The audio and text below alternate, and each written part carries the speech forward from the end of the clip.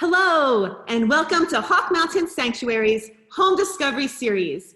Today's program is Forests of Hawk Mountain with Steve Ziegler, Service Forester with DCNR's Bureau of Forestry at the Weiser State Forest.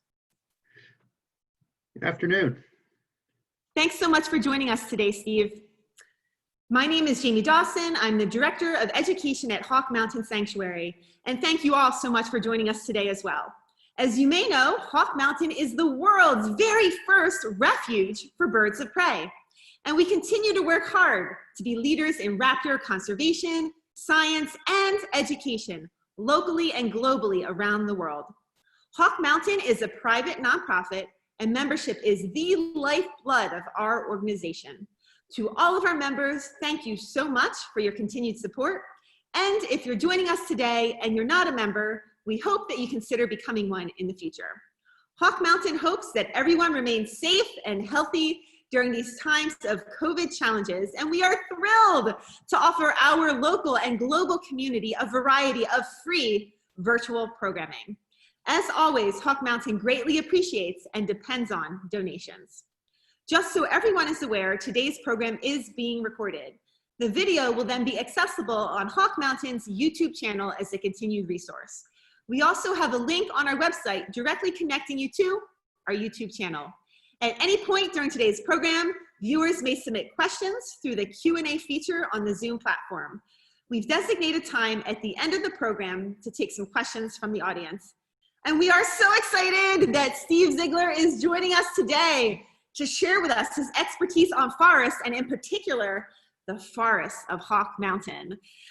Before we get started, I'd like to take a moment to share some of Steve's background experience with our audience. Steve Ziegler is a DCNR Bureau of Forestry Service Forester on the Weiser State Forest. He serves Schuylkill and Carbon counties as his project area within the Weiser District. Steve's main duty is to provide forest management advice and assistance to private woodland owners. Educating the public on sustainable, ethical forest management is his top priority. In addition to his woodland owner duties, Steve also works in urban forestry, forest fire suppression, state forest timber sale administration, insect and disease monitoring, recreation, and wildlife management on state forests. Before attaining employment at DCNR 8 years ago, Steve attended Penn State University, graduating with a bachelor's degree in forest management. While in school, he also spent a summer as a forestry intern with the Pennsylvania Game Commission. In his spare time, Steve enjoys hunting, fishing, hiking, kayaking, and just about anything outdoors. So, Steve, how did you become so interested in the field of forest management? I'd say it started pretty young. My family was lucky enough to have a small parcel of woodlands, so pretty much spent my whole summers when I wasn't in school exploring the woods and learning something every day about what's going on out in the forest, and being active with the FFA in high school just kind of furthered into leading me into the forestry field and going to Penn State for forest management, and then luckily enough get hired to work for DCNR and be in the woods a lot. Awesome. It sounds like a really fun job. So can you share a little bit about your connection with Hawk Mountain Sanctuary? Been going to Hawk Mountain since I was young. School field trips, going out with the educators like yourself there at Hawk Mountain, and exploring the trails, and been familiar with it living in that area. Everything that they're about is really great with managing for the migratory birds and the sanctuary in general, just the habitat that they have there for other animals too. Thank you so much for sharing that. And also, I want to thank you because you do wonderful education programs at Hawk Mountain, particularly for our summer camp programs, so thank you. And Steve, everyone is excited to hear your presentation, but before I turn it over to you, I just want to let the audience know, I have a feeling there may be some video clips, maybe several video clips in Steve's presentation, and to improve the quality of being able to view and receive the video on your devices. It can help if you have other applications open on your device, you might want to close them down, or if in your household or wherever you are, if there are other devices on using the internet, you might want to turn them off. And okay, Steve, I'm going to turn it over to you. Thank you. All right. So we'll get started here.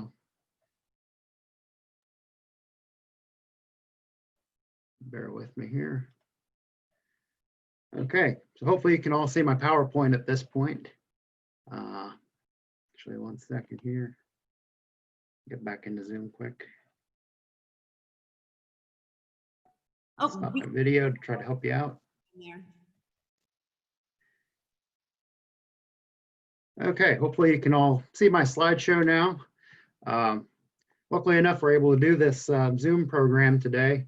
As much as I like being out in the field and actually having a group of people around me, the way things are right now, this is hopefully will satisfy your forestry needs, and you'll learn a little bit more about the forest at Hawk Mountain like we were there in the group. So bear with it, the sound on my videos might be different levels than my voice right now, so if you have to adjust, go ahead and do so.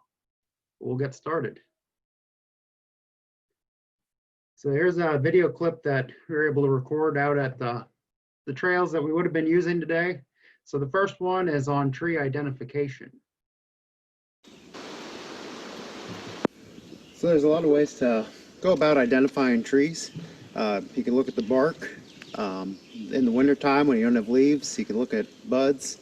Nice part, this time of year we have some leaves on the trees, so that definitely helps out a lot. But there's one thing that you can use to narrow your list down of the over 180 different trees in Pennsylvania. One little part of identifying is the way they branch. So in this case, the leaves come off the branch at opposite of each other. So on one side of the branch you have a leaf that comes out, you go directly across, another leaf comes out. So this would be considered opposite branching. So if you see trees with opposite, your list gets narrowed down to mad horse, if you remember that. The M would be for maples, as in this case here we have a red maple, ash, dogwood, and horse chestnut. For the most part, those are the only trees you're going to see in Pennsylvania that have this opposite branching. So a leaf on one side, directly across, another one comes out, and it'll do the same thing with the branch as a whole. The other option would be alternate branching. So in the case of this black birch right here, you have a set of leaves that comes out right here, and you have to go up the branch a little ways, and another one comes out up here. So it's not directly across like the maple. This would be considered alternate, because it's alternating sides with distance in between in the case of this black birch. So we have opposite and alternate.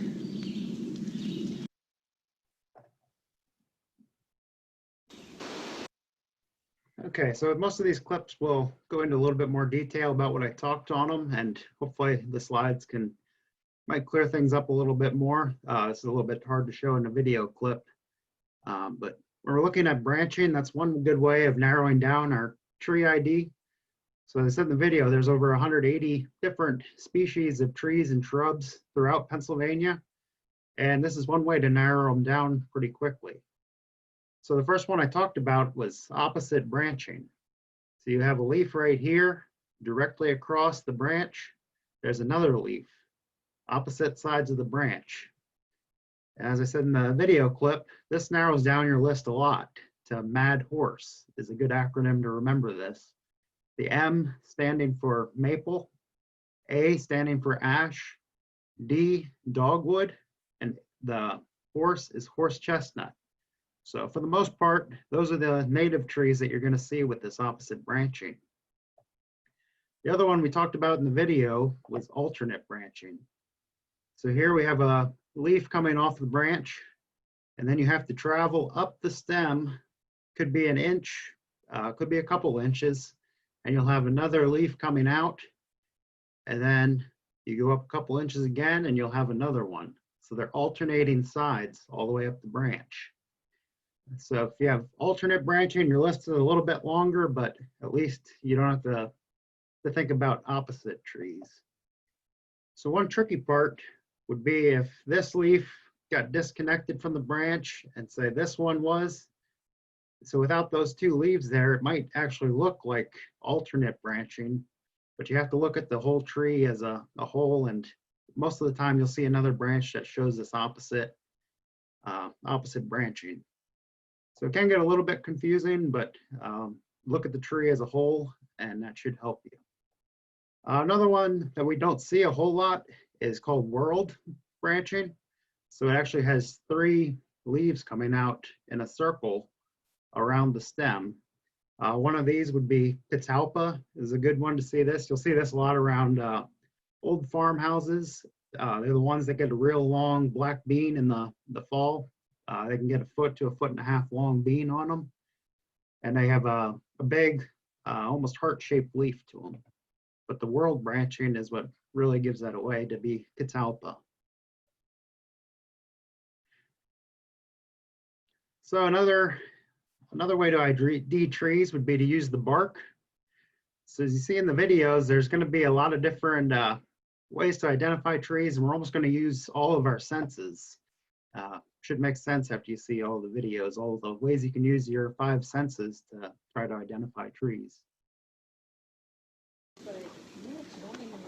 Another good thing to use when you're identifying trees, and this is one that's there all year. So we talked about the leaves dropping.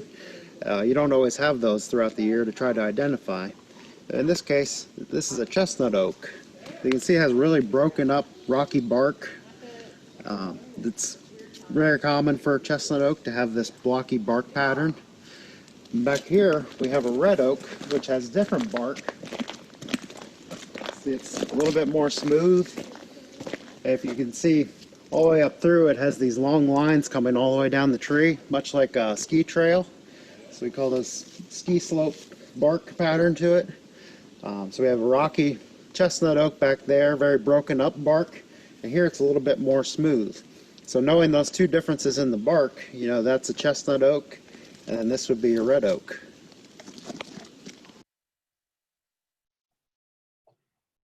All right, so there's all different kinds of bark, but if you get down to different species, in this case we were looking at 2 different oak trees. They all have a little bit different pattern to them, and it's easier to break it down if you figure out the species to figure the exact tree that you're looking at. So here's another video on different barks that you'll see. At this spot, we can see how just telling trees by the bark can be very difficult at times. So right here we have 3 trees with very different bark patterns. This one here, very smooth. Has a couple little bumps on it, but for the most part it's really smooth. And here you have one that's really flaking off. The bark's very flaky and out away from the bark, the main trunk of the tree.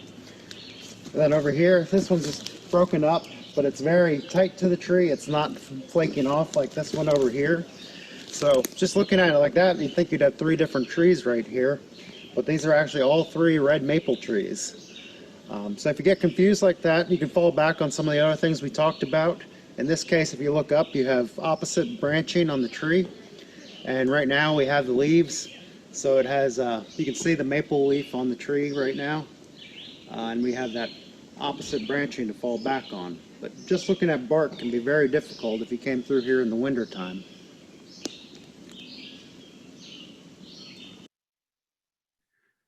See, in that case, we were looking at a red maple, and you'd think one tree like that, they would have one set bark, but there's a couple trees that like to throw us some curveballs, and that's one of them. Another one is white oak. That one has a lot of different bark patterns as well, from smooth to very rough and blocky almost.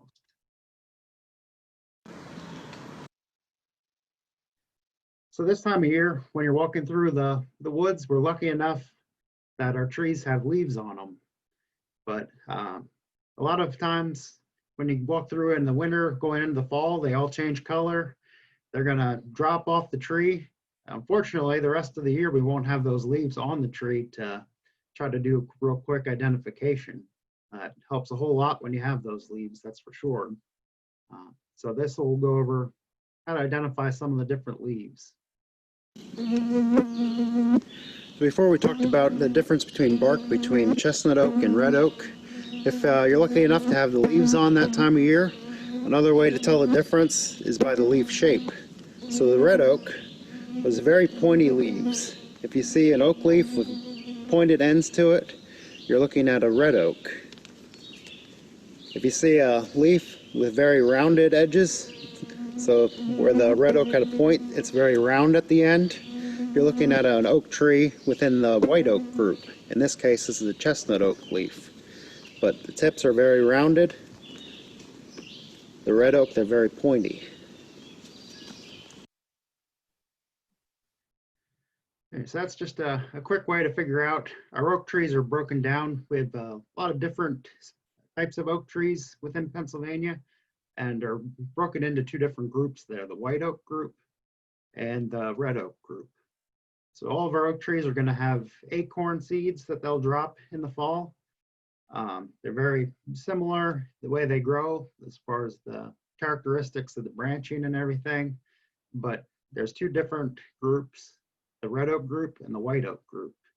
And that's just one quick way there with the rounded leaves. You're looking in the white oak group, and coming to a point on the leaf, you're in the red oak group. Here's another video on leaves. In this case, we're looking at one that, much like we had with bark, where there were different bark patterns, this one has different leaf patterns. So one of the big things we look for this time of year especially, we're lucky enough we have leaves on the trees. So this plant right here is a sassafrass. So one of the unique things with sassafrass, it has several different leaf shapes to it. So if you start seeing a tree that has several different leaf shapes, in this case we have a regular simple leaf. It's just smooth around the whole edge. So that would be one leaf shape. Another one, we have a left and right mitten.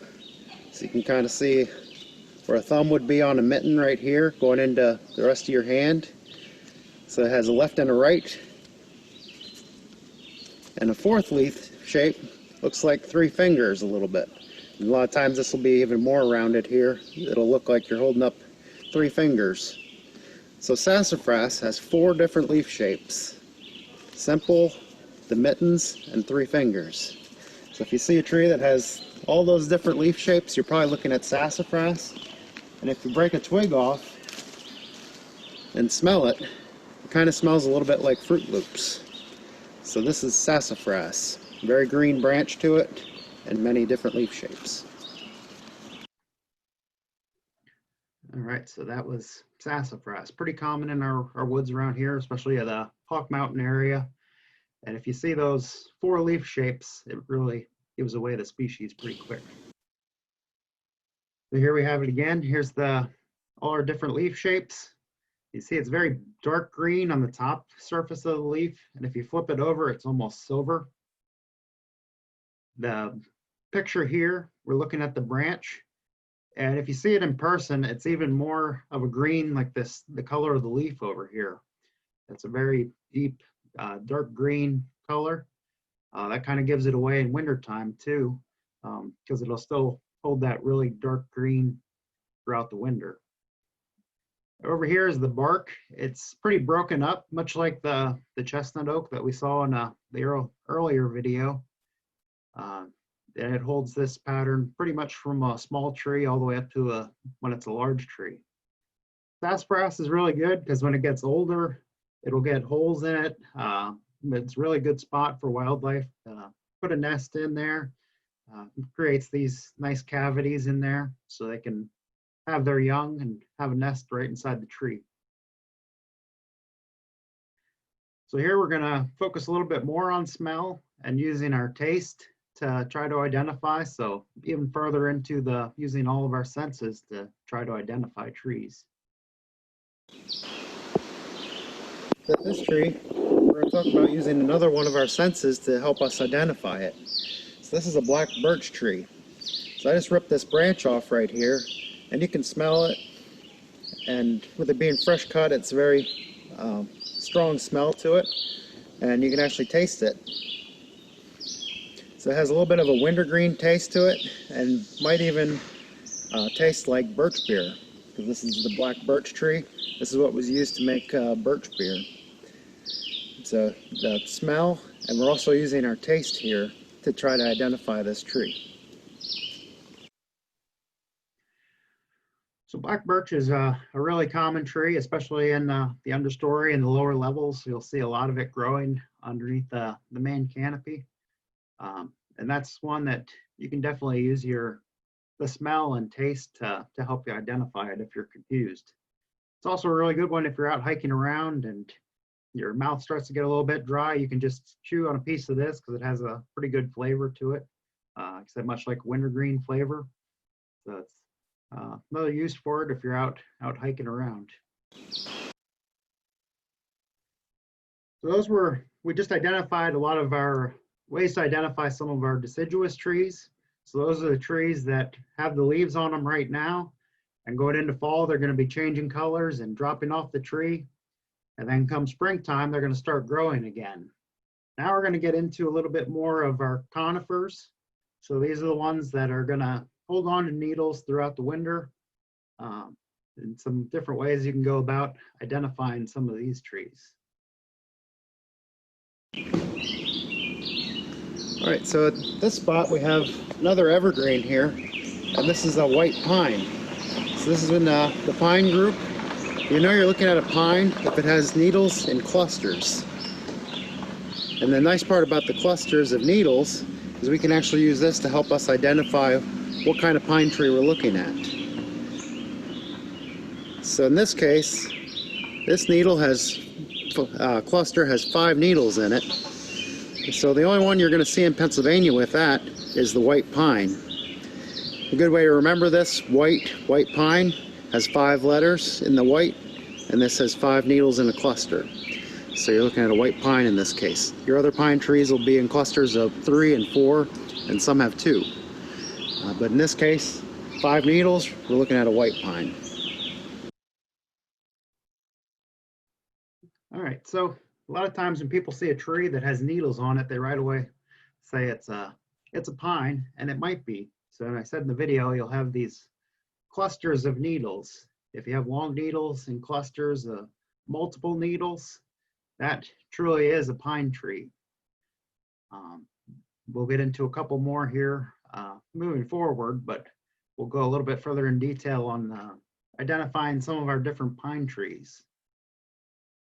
So if you count these clusters of needles, a lot of times that's all you'll need to figure out what pine tree you're looking at. In this case, all the way on the left, the clusters have 3 needles. And the only tree that, I'll say this, that's native to Pennsylvania, that you'll see a lot of times in our woods, the only ones with 3 needles is going to be pitch pine. So sometimes you'll run into some trees that aren't actually native to here, but people like to plant them around their house. And they might have the same amount of needles as some of these, but if you're walking through our woods, more than likely, you see 3 needles, you're looking at a pitch pine. So pitch pine is one that's, we see a lot on our ridge tops, dry soil areas, very fire resistant. So it has a long history of living through fires, and they actually have cones that are very specific to fire, where when the fire comes through and gets to a certain temperature, they'll open up their cones and throw the seeds out into the area that the fire just burned through, because there's a nice seed bed that the fire burned, and good way for it to germinate and grow in those spots. So the one in the middle here has a cluster of 2 needles. In this case, if we had it in person, the needles would be about 5 inches long, and they'd snap pretty easy if you tried to break them in half. This case, we're looking at a red pine. So 2 needles, it narrows it down a little bit, but there are several different trees that are going to have 2 needles in a cluster. Another one that's pretty helpful here is if you have needles in 5, much like the video, we have a white pine. So if you think 5 needles, white has the 5 letters. That might help you to remember white pine, 5 needles. This is another one too, like the branching, where you're going to want to grab a couple of these clusters, because sometimes you'll come to a white pine, you'll pull a cluster off and maybe one needle fell out. Now it only has 4 needles. So go ahead and grab a couple of bundles and count them up. And if the majority of them have the 5 needles, you're more than likely looking at a white pine. So here's another one of our conifers, and we'll go into a little bit more detail in the video. Behind me here, we have a very important tree to the state of Pennsylvania. This is our state tree, the eastern hemlock. So this is an evergreen tree, so it's going to hold on to its needles throughout the whole year. Anytime you walk by this tree, it's going to have these green needles on it. This is a very important tree along our waterways. It cools the water, makes a nice habitat for trout to live throughout the summer, keeps that water nice and cool where they need it to be. But when Pennsylvania was founded, this was one of the key species of trees that was all around at that time, and they decided this would be a really good tree to be our state tree. So this is the eastern hemlock. Okay, so that's the eastern hemlock. As I said in the video, that's our tree that was designated to represent Pennsylvania as our state tree. We see it a lot, I said, along long streams. So we'll go into a little bit more about how to identify our state tree, the eastern hemlock. So it's an evergreen. It's going to hold on to these needles throughout the year. We'll go through this video clip. So we're still standing here at our state tree, the eastern hemlock. Wanted to zoom in a little bit closer to help identify this tree.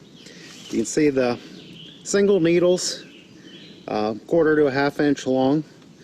Very dark green. If you see a healthy one, it's very dark green on the top side. And if you flip it over, it's very light. And if you look even closer, there's 2 stripes going down the back side of the needle here. So there's a couple different ways you could identify this as a hemlock.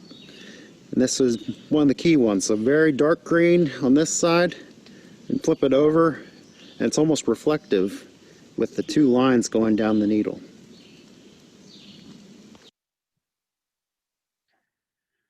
All right, so it's a little hard to see in the video, but hopefully the picture in the top left here, you can really see those 2 white stripes. These would be on the underside of the needle on the tree. And you see the underside of the branch here, it's very, very light colored, almost reflective. Sometimes if you hit it with a flashlight, it'll almost reflect. As I said before, these are very important trees along our streams. So in the picture on the bottom left here, there's a dark stripe going down the middle from right to left. And it kind of just looks like maybe a shaded part of the mountain. But in this case, there's a high quality trout stream that runs right through this little valley here. This is right near Port Clinton, so real close to the Hawk Mountain Sanctuary. And this whole black strip going down the middle along the stream is our eastern hemlock trees. So they're very important for the trout living in the stream. They're providing shade this time of year, especially when we get these 90-degree days. It gets really hard for trout to survive in our streams because they warm up really fast, and cuts down on the amount of oxygen in the water. And trout are real finicky in the amount of warm water that they can withstand and still survive. So you can see in this case, this stream is really dependent on having those hemlock strip running along it. They say from the right to the left here, those are all hemlock trees, the dark. So this picture was taken with the leaves off the trees. So them being an evergreen, they're the only thing with leaves on at that point.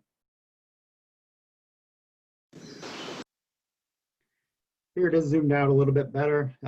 You can see the stream a little bit better here near Port Clinton. You can see I'm crawling up the slope a little bit here. We're going to talk a little bit more about that as later in the video as to why things like this happen. So here's another evergreen. So this tree is going to be tree or shrub in this case. It's going to be green throughout the whole winter. it's going to be holding on to its leaves. In this case, it's not a conifer, but it's still an evergreen. So here's another shrub that we see along the trail here. Much like the witch hazel, this isn't going to get very tall, maybe 15 feet at the most. But this is another evergreen. So much like the hemlock, this is going to hold on to its leaves throughout the whole year. But this looks very different than most of our pines and other evergreens. This has an actual leaf to it, a regular simple leaf. If you could feel it, it's very waxy and thick. That helps it hold on to this throughout the winter. This is a mountain laurel. So if we were here a couple weeks ago, you can still see the flowers hanging on a little bit here. This would have been a nice white and pink cupped flower, and that's our state flower. So this is the mountain laurel. Very important for wildlife. It's real thick in areas and holds on to these throughout the winter, so it gives them some cover in snowstorms and things like that. But our state flower, the mountain laurel. All right, so that's our state flower, in this case, the mountain laurel. Like I said in the video, we were just a week or two too late to get the flowers when we were able to record the video. So I included a couple pictures here. It's a pretty unique flower. This is zoomed in. You can kind of see how it's a cup shape, white and sometimes very pink color. In landscape cases, there's a lot of different varieties that you can buy that'll be different colors as well. I think that's a pretty good start. There's some things that you should know when you're walking in through the woods. I know in my case, when I went off to school and started learning all those different tree species, when I was walking through the woods, I wound up looking up in the air a whole lot more than I was down at the ground, just trying to figure out what all the different trees that were there around me. So here's some simple guides. A lot of these are small enough that they'll fit right in your pocket if you're interested and furthering your knowledge of the different trees. Trees of Pennsylvania Field Guide here. The Fergus, Trees of Pennsylvania and the Northeast. Over here, the Common Trees of Pennsylvania. This is a publication that DCNR actually puts out. A lot of times you can find these at fairs. If you're there, you can grab them off the table. That's a good pocket guide, good starter for learning more trees. And Peterson Field Guide, that's always a real strong go-to for me if there's a tree that I'm not sure what is. So a lot of these are pretty easy to come across, and like I said, they're small enough that you can take them with you and hopefully help you identify trees as you're walking through the woods. I like to take advantage of technology a little bit. Try not to be buried in your phone when you're out there and enjoying nature, but there's a couple apps that you can use, iNaturalist and TreeSnap. So in iNaturalist, you can actually, and TreeSnap, you can take a picture of that tree. It goes into your database and it'll tell you what the identification of it is. In some cases, I even just took a picture of the bark and it's able to come back with the right tree. So that's another one too. Sometimes you want to fall back on some of these other books to make sure the identification is right, but it's pretty handy to have it right there in your hand on your phone as well. So we're going to go into a little bit more, now that we know what some of the trees are, we're going to talk about what they need to survive and grow across our landscape. So here's some picture here, shows some key components that this tree is going to need. So we're going to need the soil in place here with nutrients in there. This is where the seeds are going to fall off the tree, and it's going to start establishing roots down below the soil, and a little sprout will come up. This is going to anchor it so it doesn't fall over. It gets rooted down into the soil really good. Trees are going to need water to grow. Luckily, we've been getting a little bit of rain in between these hot spells right now to try to help our trees out there that are growing. They're getting plenty of sunlight right now. And then we got the air. So the trees are going to make oxygen that we can use to breathe in. And that's what they're going to put out. And then they're taking the carbon dioxide out of the air that we breathe out. So it's a good exchange there. They make oxygen that we need, and they take some stuff that we breathe out and use it to create their food.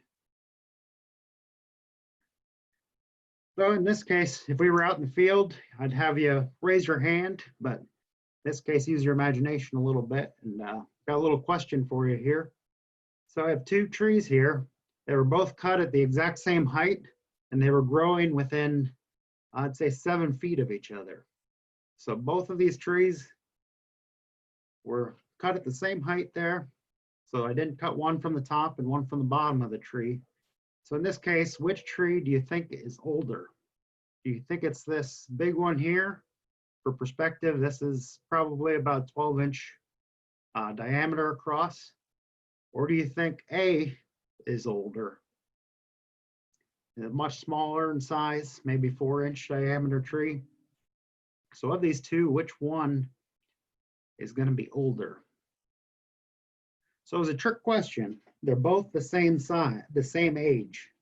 So in this case, they were both planted in a pine plantation near my office. They were both planted on the exact same day. And if you counted each one of these tree rings, if you count the ring, that's a whole year of growth. So they're both 57 years old. So right here, we're looking at the smaller of the two. So we talked about the different things that these trees need to grow. And in this case, both trees were very similar in the size of the growth that they were putting on every year until right about here. At this point, something happened to this tree, and you can see it's not putting on very much growth anymore. All the way at the end here, you'd almost need a magnifying glass to see the tree rings.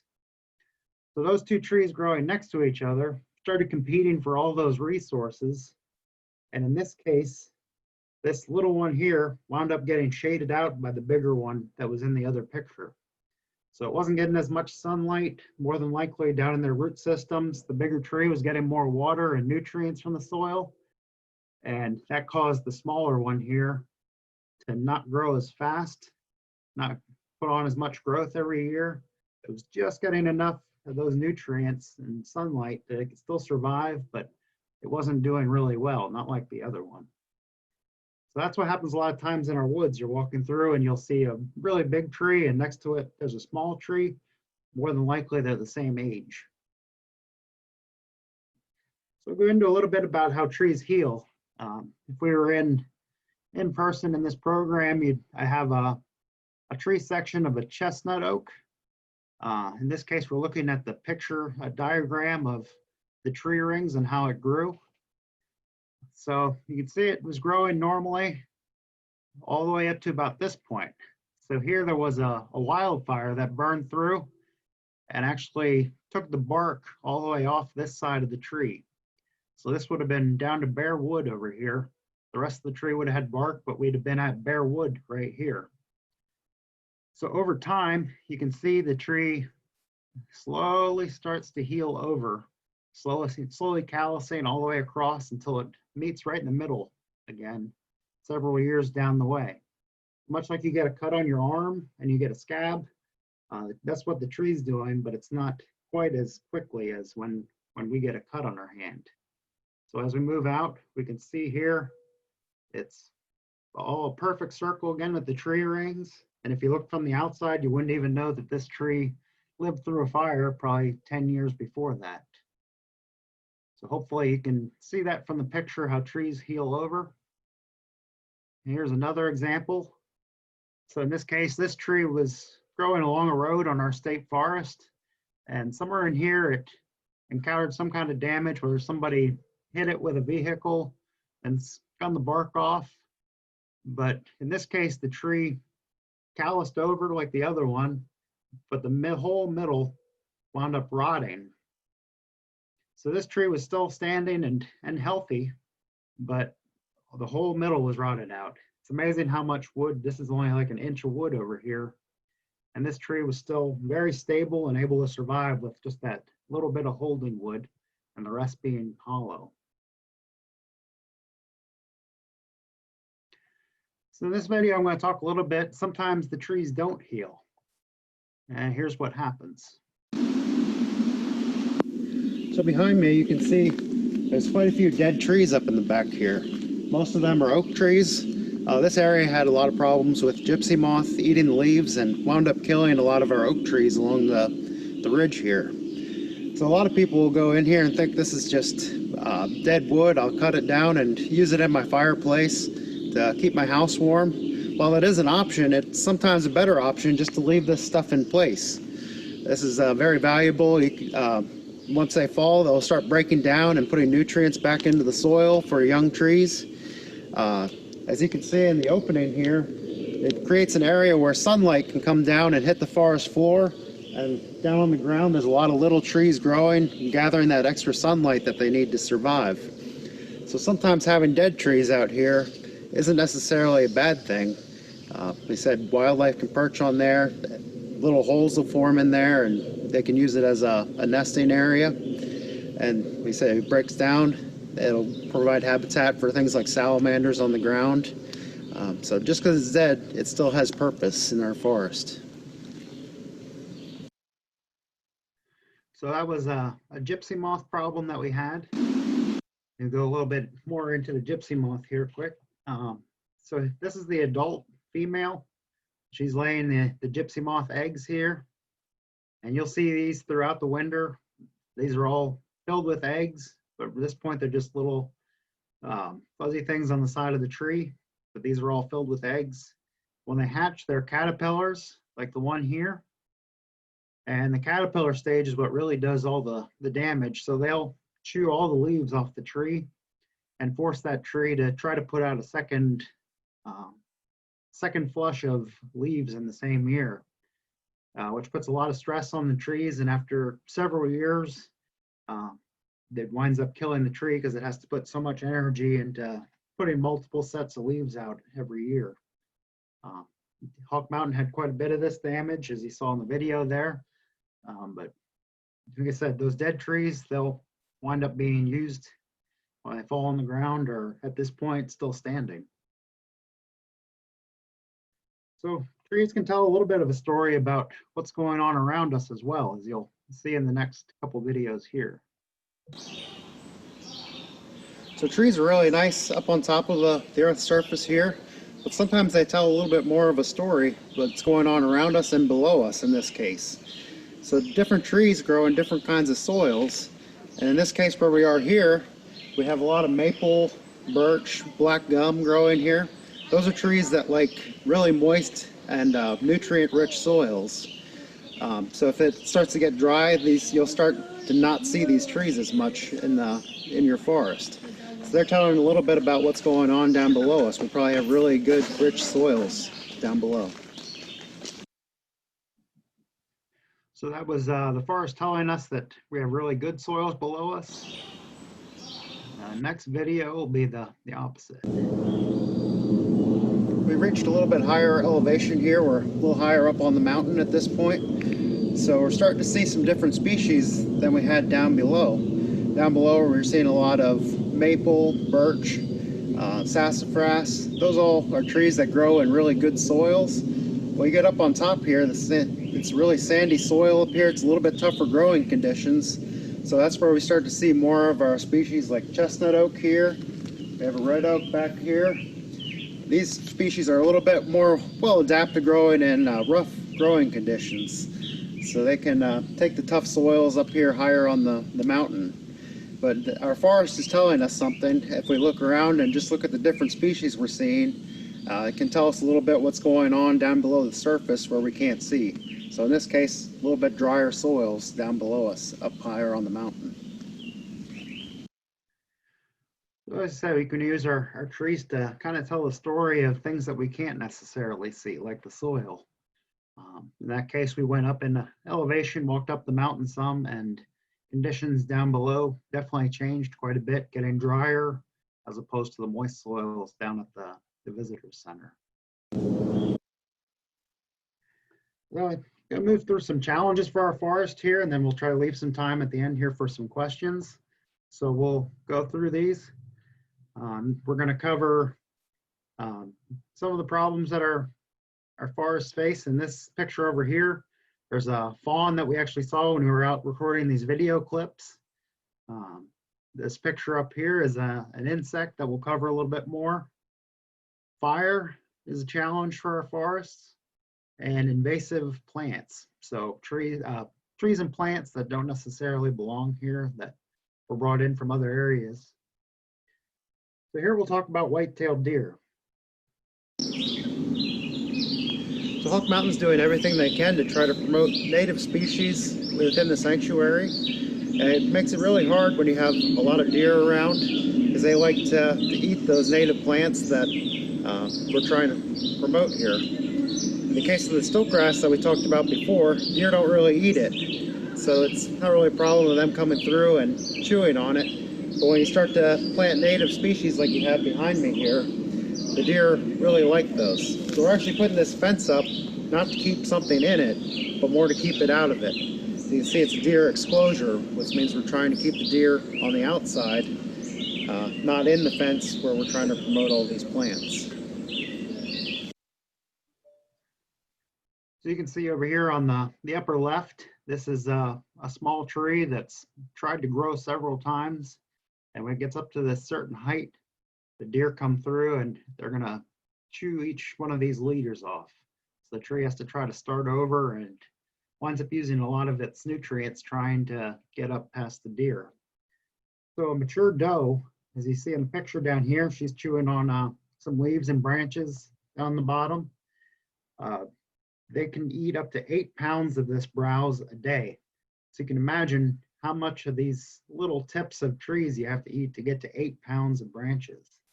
So just one deer alone can cause a lot of damage eating those native plants that we're trying to promote. Side note on the white-tailed deer, that is, we talked about our state flower and our state tree. The white-tailed deer is our state mammal. So not all bad, but if you're trying to promote native plants, as I'm sure many of your parents know, trying to grow landscape plants, the deer really like to eat those. So they can cause a problem that way. So here we'll talk about some invasive plants. So these are some plants that aren't necessarily from around here. So the stewardship crew here at Hawk Mountain does a really good job of controlling the invasive species. So invasive species are things that have come from other areas that don't necessarily belong in our forest. And in this case, we have Japanese stiltgrass. So this is a grass that takes over areas really quickly. You can see it just has this real tiny little root system. So that's not going to do much to sturdy up our soils at all. It just takes the place and takes the growing space of our native trees and other things that we're trying to grow in our forest that are native and belong here. In this case, this was brought over by accident from Japan through the seeds. This was used as a packing material around fragile items, and then it got discarded into the woods and taken off from there.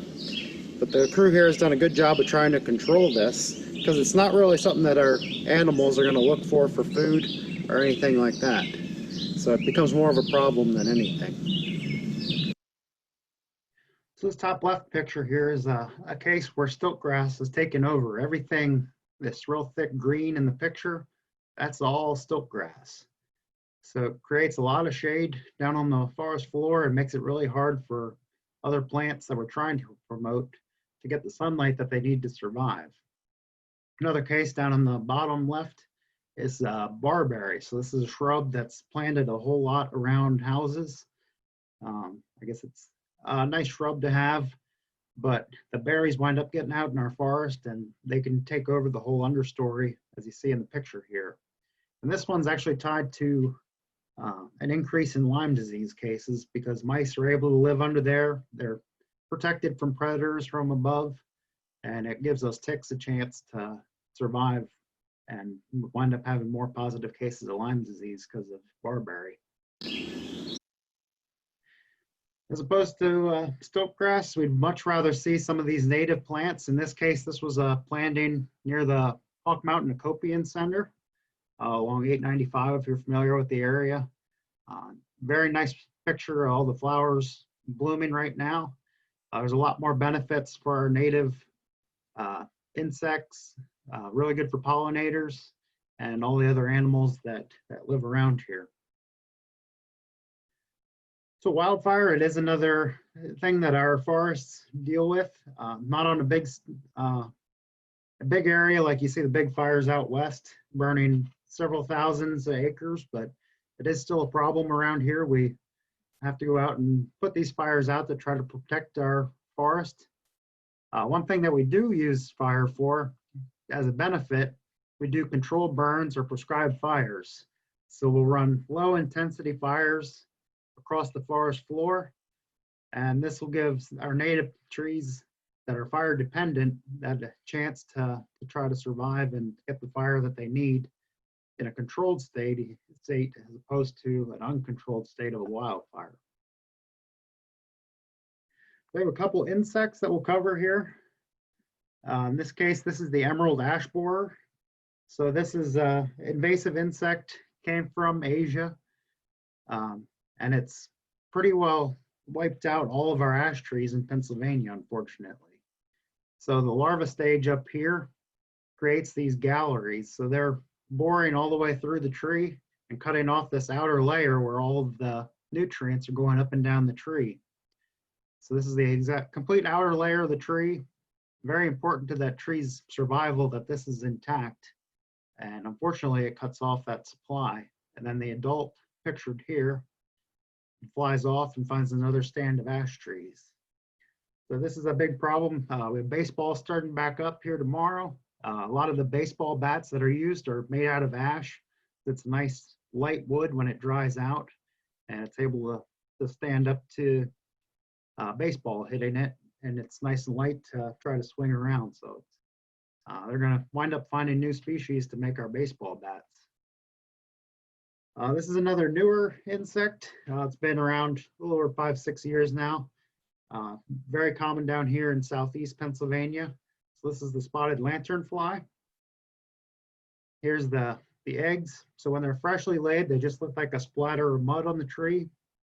And then in the spring, they wind up hatching out in these black with white dots.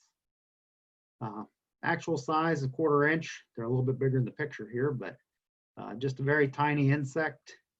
And then as the summer goes on, and right now we're seeing them in this stage, they start to get these red areas mixed in with the black and white dots.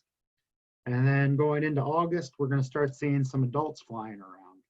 So the bottom 2 pictures are the adults, one with closed wings and one with open wings. So these are causing a lot of problems for orchards and vineyards trying to grow fruit for us to eat.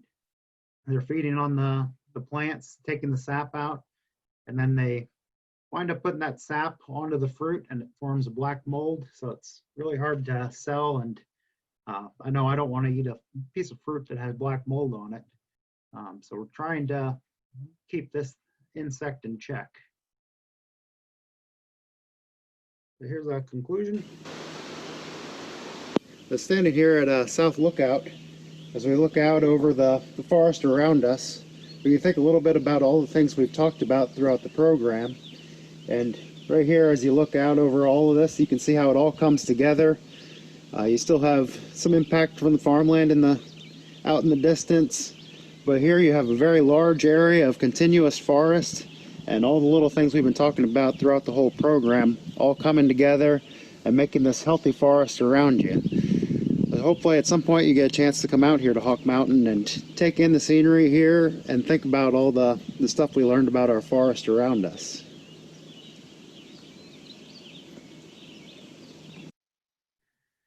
Yeah, like I said, definitely get out to Hawk Mountain, take advantage of the trail systems out there, and hopefully you'll see some of the areas that we took these video clips in, and you'll think about some of the things we discussed today. With that, I'll open it up to questions. Thank you so much, Steve. That was fantastic. I'll tell you what, every time that I get the chance to work with you, I always learn something new, really and truly. So thank you. If you want to end your screen share, and that way for the questions, we can see your face. There we are. Wonderful. Okay, we do have some questions coming in. We'll start off with a question about the spotted lanternfly. Question, how can we kill them? So there's a couple different ways. For the landowner themselves, they have a couple trees in their yard. You've seen sticky bands around trees this time of year. So you can put those around, and when they walk up and down the tree, it'll actually get them stuck on that band.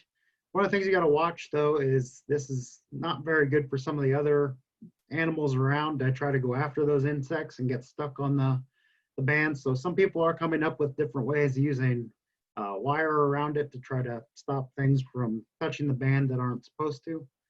And they're doing some research on some different ways of applying those bands in ways that won't affect things that we want around.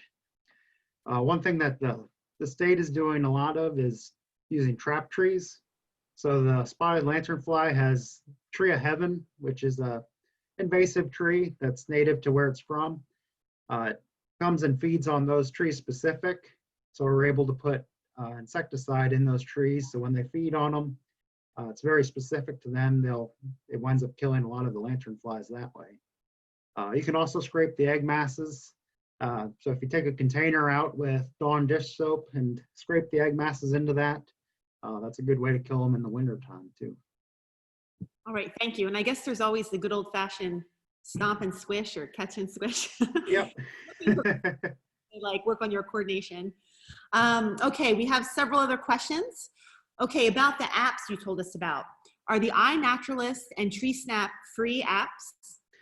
Yep, both of those are free. I think some of them might have some upgrades or stuff that you can pay for, but just as a general tree ID app, it's free, and I recommend using that. I think iNaturalist is actually, that information goes into a database, and they're able to use the information that you put into there to try to get some of the ranges of some of these different species and just where it's all living out there. Thank you. Okay, now we have a question about the emerald ash borer. Is the emerald ash borer switching to other trees now that they've killed most ashes in Pennsylvania, or are they moving on to new areas looking for ash trees? Yeah, good question. That's one that luckily, from what we've seen so far, it's very specific to ash. If this was something that was going to spread to other trees, it could be pretty devastating. But at least at this point, it's sticking to ash. It moved from Western Pennsylvania all the way across the state. So it's kind of moving west to east. Started out in Michigan and worked its way across the country. So time will tell what happens once it moves all the way across, if it splits and goes north and south, or come back through and hit some of we do have some areas with young ash trees growing. If it's just going to turn around and do it again, we'll find out. We are treating some trees on state forest, so we're focusing on the females that put seeds out, and we're able to collect those seeds and do some research on the ash. So hopefully we're able to have some trees in the future and be able to hopefully beat this thing and keep our ash in the forest. Yes, yes. Okay, thank you. Gypsy moths. Do gypsy moths have a cycle sort of like cicadas, or does their existence vary from year to year? It kind of varies year to year. They kind of a roller coaster. So if you see a graph of their populations, they'll be really high, like we saw for 3 or 4 years. That last round that hit us, it was here for good 3 years, and then the populations just drop off, and then a couple years it might come back. That's something that DCNR actually does defoliation flights every year. So we'll actually fly over the forest and look for areas that the leaves are getting chewed up by something, and then we'll put boots on the ground and find those areas and figure out what the problem is and see if we have to spray for anything, or if it's not that big of a population, we can just let it go. Thank you. And we did have a comment come in. Someone wanted to share a comment regarding the sticky tape. And Steve, I know you had said that the problem with the sticky tape method is that other critters can get stuck. And they just wanted to share that they've heard that in particularly woodpeckers and bats are prone to that. So that's definitely something to consider, and maybe use one of the other methods. So I think that, let's see, do we have any more questions? I think that is all the questions. Steve, thank you so much. That was fascinating. You're a wealth of knowledge. I feel so much more confident in my tree ID now. Thank you. And And I want to also thank our wonderful audience for joining us. As always, we really appreciate it. Thank you so much. And we have many more virtual programs coming your way soon. This is what's in store. Tomorrow, we have 2 programs. Tomorrow is Thursday, July 23rd. We have at 11 o'clock, Sanctuary Storytime, Friendship at the Feeding Station, which was actually written by one of our former trainees. Very exciting. And then tomorrow, the 23rd at 4 o'clock p.m., we have The Wind and the Water, Migration Along the East Asian Oceanic Flyway with Camille Concepcion, who is a former Hawk Mountain trainee. And she is going to be doing the presentation from the Philippines, which is really cool. And then Wednesday, July 29th, we have Caracaras Are Cool. Yeah, they are. And that's at 1 o'clock with our own David Barber. And then on Friday, July 31st, we have Guardians of the Indian Grasslands, Raptors. And that's with Devin Mehta at 11 o'clock a.m. And Devin is also a former trainee, and he will be doing the presentation from India. So Steve, thank you again so much. And you're also a hero, because I know you do wildfire fighting and also out west. So you're a hero. So good luck with that.